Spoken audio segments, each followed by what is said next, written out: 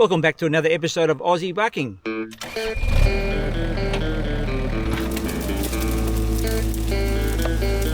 This here is wild tobacco. It's not a real bad one.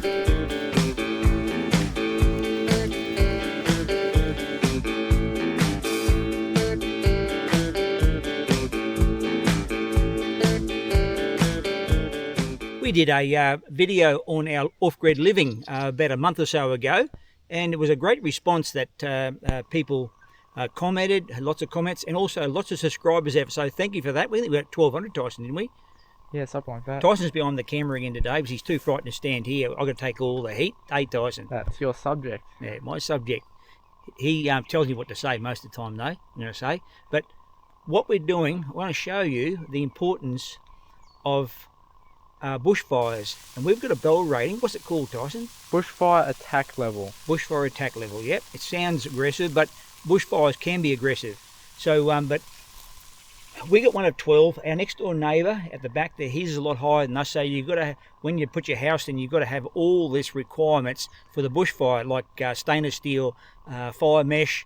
All the screens got to be all stainless steeled up. You know, gutters are supposed to be done, blah blah blah, and to get the rating, and then you start, passed by the council to do it. But my biggest concern is not so much the house, is actually keeping the bushfires out.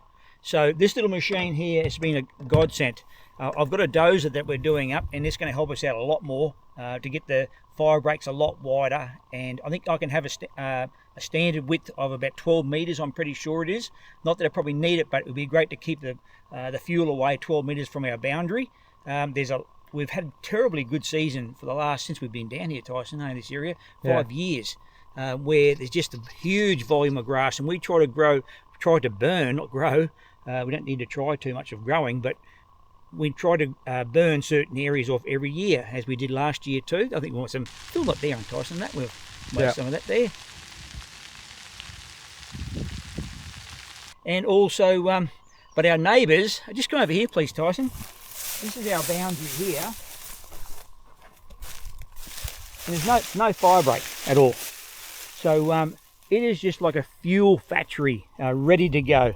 So if it did jump over to ours, I know this is what I did yesterday afternoon.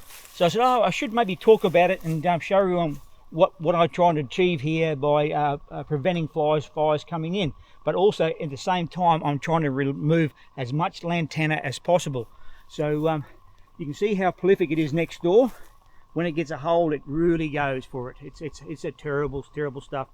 We've got 3 actual bad weeds in the area. There's fireweed, which is a little yellow flower. We'll show you some of that. We've got some here and there, but Tyson and his mum, they go through the waterways and they pull it every now and then, put it in bags, and you get rid of it that way and you burn it. So also we've got giant rat's tail in the area, which is horribly bad too. Anyone who overgrazes by the seam, to me, this is what happens. There's a lot of it in the paddocks, and it's just big clumps of it. So I think the horses and the cattle overgrazing, that's what brings that on pretty bad. But we don't have any grazing here. All I've got is honeybees here, so we haven't got to worry about too much. But I try to keep an eye on it, and I try to poison it where I see it. You know what I mean? We try to pick the seeds out, cut them off, and dispose of the seeds, and then kill the rest of it. So we try our best to keep it under control. But birds carry it around, and you're really fighting a losing battle. All you can do is just try. But we're going to see a bit of footage today, Tyson, of the excavator working and pushing our boundaries out and making new boundaries and just removal of all this bloody lantana. So let's have a go, Tyson, eh? Let's show what it's like to swing a little excavator. Yeah.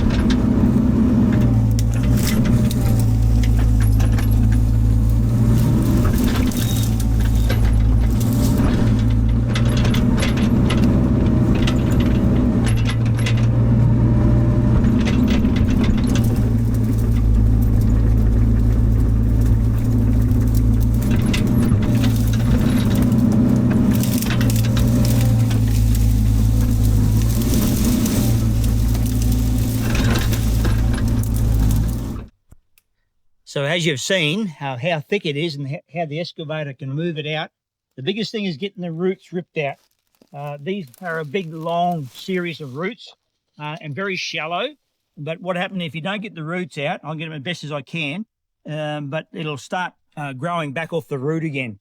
So I'm trying to grab as much root as I can, get the whole plant and give it a good pull and pull it out.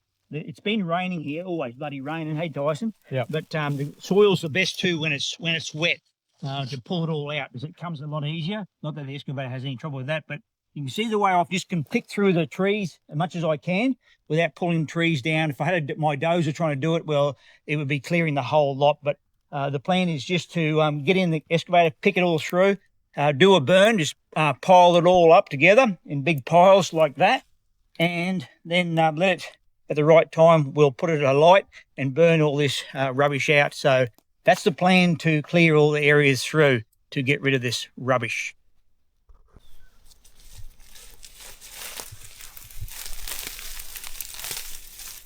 So this is what they call fireweed. It's in the area, it gets really bad, and if not controlled, it'll really take over the paddocks. But so we just hand pull it normally, and we see it, we grab it, and then dispose it, we burn it. But it's carcinogenic, or it causes kidney failure when you pull it by hand. You're supposed to wear leather gloves or some sort of glove when you do pull it, and you put it in bags and then you dispose of it that way. So this is one of the really bad ones, and I think it's not good for the cattle, Tyson, and sheep. Very bad for livestock, they say. Yeah, anyway, we'll put it up in the corner there, all about it, so how toxic this bloody weed is. Fireweed. I bet it was introduced by some, like Kiwi, Tyson, or maybe a British guy, maybe? Maybe. Who knows? Who knows? We'll find out for you. If it was introduced or it's grown naturally here. Yeah, who knows? We don't know. So haven't done research on it, but haven't got a lot of it, which is good. So yeah, let's just try and find some giant rat's tail, Tyson, hey? Yep.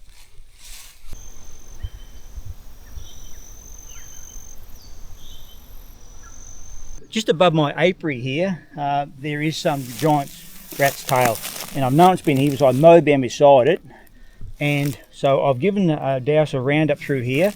I've pulled some of the heads and taken it home and burned them. So that's what you've got to do. But it's just only this little tiny corner out of all this here that's got it here. There's some ones I missed here, and this is what it looks like. Don't pull it yet. Yeah. I'll just get some film of that. That's probably the number one weed, Dyson, hey, they say around the area. Yeah. So we're onto that too. So luckily we haven't got much of it. It makes it all the better. So this here was all, Tyson, just show them out there, this little piece here was all full of bracken fern, really bad. This is bracken fern here. Now it's bad for you too. It's carcinogenic.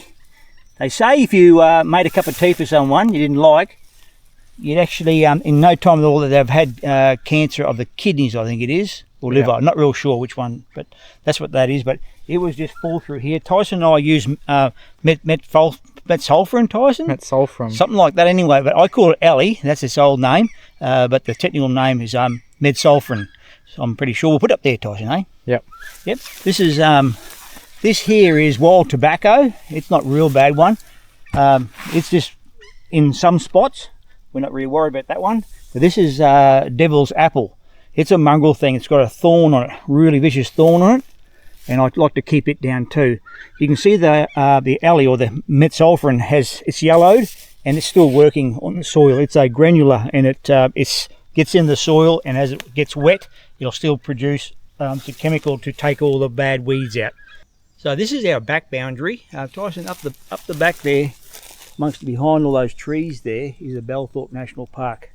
So this is my next door neighbour. This is his fire break right here, and every now and then he gets a dozer in too. But with my dozer, when I get going, I'm hoping to get a bit of work with him and keep his nice and clean too. So we've got both boundaries at the back here, or back of my place and the front of his place, because he backs onto the Belthorpe. If it comes through the Belthorpe for his place, it want to come up here and jump too. So if I've got two of them nicely cleaned, we've got some chance. But in Australia, we've got all this high canopy up here, and when it gets going and it gets the heat up through the really bad times, it can do, and it can get up in the trees and just go anyway, and we've got no stopping it. So all we can do is just go back to our place and yeah, where it's all cleared, and hang tight and let it go for it.